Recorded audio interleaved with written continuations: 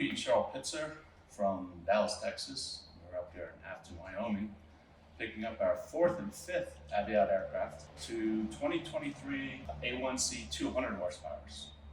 Our previous aircraft is I had a Pitts for about 10 years, and then I sold the Pitts and picked up A1C 180 and upgraded to the 200 this year. Your previous Husky was an older A1B 180, and we test flew these yesterday for the first time, and impressive. Quite improvement.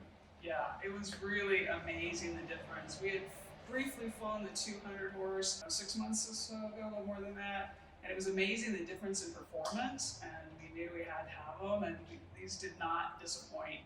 Yesterday it was a little bit windy and gusty, rain showers around, and it was still amazing. They landed beautifully.